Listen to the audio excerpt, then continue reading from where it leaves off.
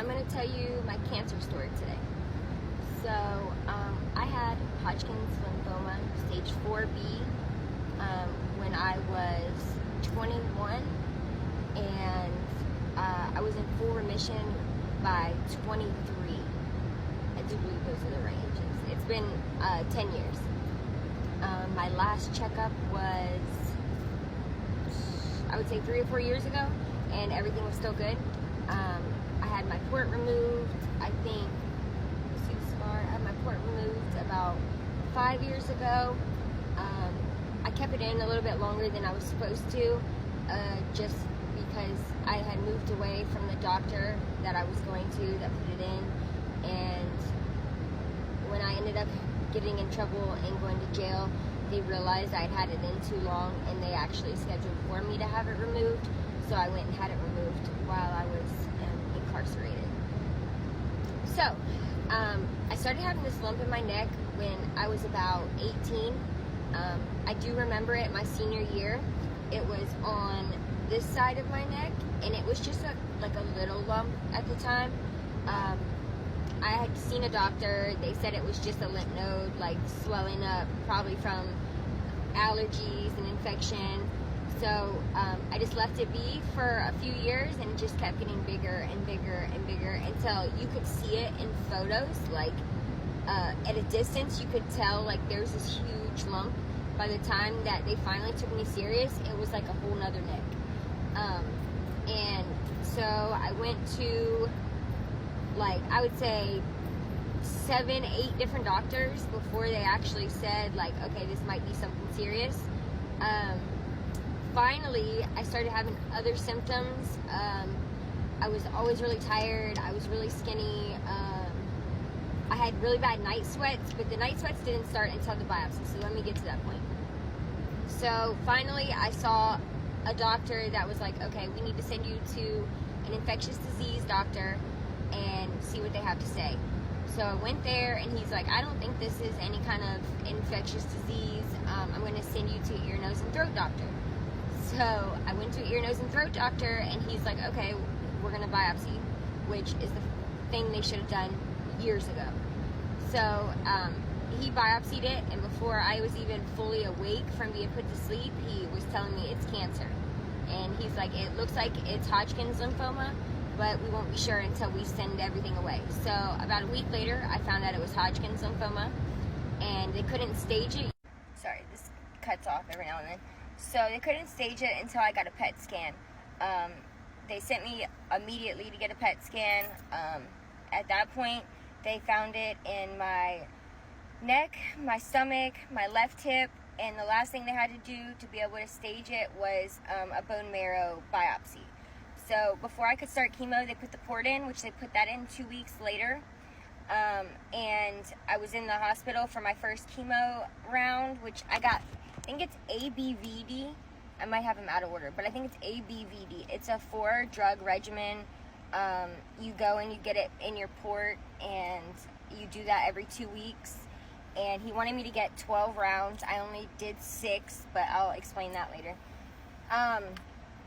So I went into the hospital to get my first round of chemo, because sometimes the chemo can shut down your kidneys, so they like to keep you in the hospital the first round, and that's where they did my bone marrow biopsy, and that's where they realized I was stage 4, which means it was in my bone marrow, which is the last place it can go, because it's a blood cancer, so that means it's everywhere, which wasn't the best news to receive, because I had a 6-month-old and a 2-year-old at the time, and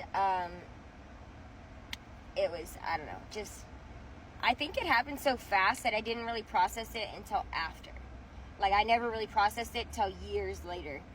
And I think that's why I have such bad, like, health anxiety, because of the cancer situation. Because every time I have an ache or pain, I instantly am, like, freaking out like I'm dying. But, anyways. So I started my chemo, and I did chemo every 2 weeks, and the hospital chemo went fine. I was out in like 3 days. I didn't really start getting sick until like the 3rd or 4th round, and then once I did get sick from the chemo, it was like unbearable. And I forgot to tell you about the night sweats. So right before I started chemo, the night sweats were so bad. Like, anybody who's thinking, oh, well, I have a lump here, or this or that, like, there's other things that go with it that are like telltale signs of cancer. Night sweats, which is a weird symptom, is one of them. Like, I would have them so bad that my whole bed would be completely soaked. Like, it was like someone poured water on me in the middle of the night. And it was because I was having fevers of 104 and 105 every night right before I went to bed, because my body was trying to, like, obviously fight it off. And then the fever would break in the middle of the night. So that's what causes the night sweats. And like, I remember just thinking how awful the night sweats smelled. It was like death. It's like your body's dying. It's terrible. So that's one symptom. So I did chemo every 2 weeks. For a couple of months, I started getting sick. I ended up shaving my hair because the doctor told me I would lose it.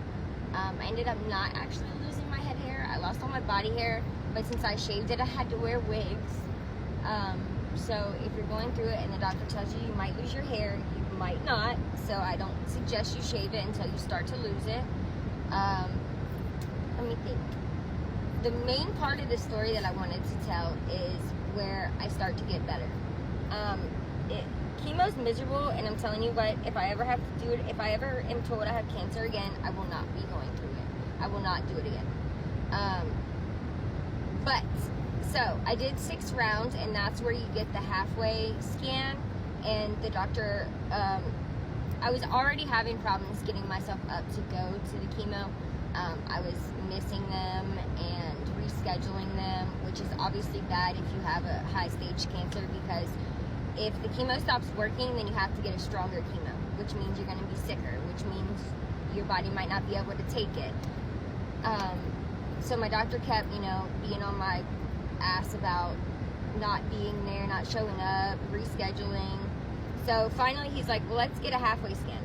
So I go in. The week before, I was like really having a hard time getting out of bed. I was having really bad mouth pain. You get dry mouth with chemo, so it makes your teeth hurt, and that was probably one of my worst symptoms, is my mouth would hurt so bad. I felt like all my teeth were being pulled out at once, and my teeth were all in my mouth. It was just like the worst freaking pain. They have to give you this mouthwash that numbs your mouth, but it only does it for an hour. They tried pain medicine, that didn't work. I was just in a lot of pain. So the whole week before this scan, I was like praying to God, like, please God, either take me or leave me, but I can't continue to do this. And so I went and got my scan, and it was completely clear. Like, there was no cancer anywhere. And that's why this video is important, because it was a miracle. Honestly, it's still, I guess I don't really process how much of a miracle that is, but honestly, God saved me. I don't care what anybody else has to say. From that moment forward, I didn't get another treatment, and that's why I put my full faith into God, because I have not needed another treatment since then. I did have a scare with a spot on my lung a couple months ago. It turned out to be COVID pneumonia instead, thank God. But it was a miracle, and that's why I went back to my doctor one more time. Sorry, cut off again. I went back to the doctor one more time, and he told me I was high risk and I had to sign myself AMA. I ended up moving states, and that's why it took me a long time to get my courts situated. I have been cancer-free since. I made some bad choices after my cancer, because I didn't get the therapy and stuff that people need when they go through something like that, and I ended up turning to using drugs, and it took me a couple years to get myself cleaned up, and so I don't recommend doing that. If you're going through something tough, don't think, oh, just because you get a second chance you can do whatever you want, because you can't. You have to use that second chance to be good and be great and be better. Like, obviously don't make the same choices as me. I was extremely depressed after my cancer, and the only thing that I thought could make me happy was drugs, and that was a big mistake, a huge mistake. and I regret it every single day.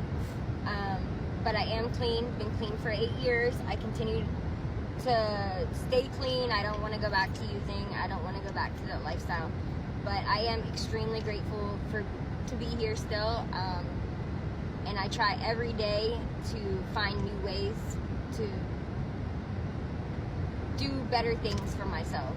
Hopefully this answered everybody's questions that they were sending me. If you have any other questions about my cancer, I can answer them. I'm just a horrible storyteller, but I'm trying, like, my brain doesn't really remember things the way they should, especially like traumatic things.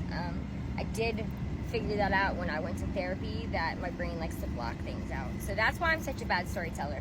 All right, guys, thank you. Bye.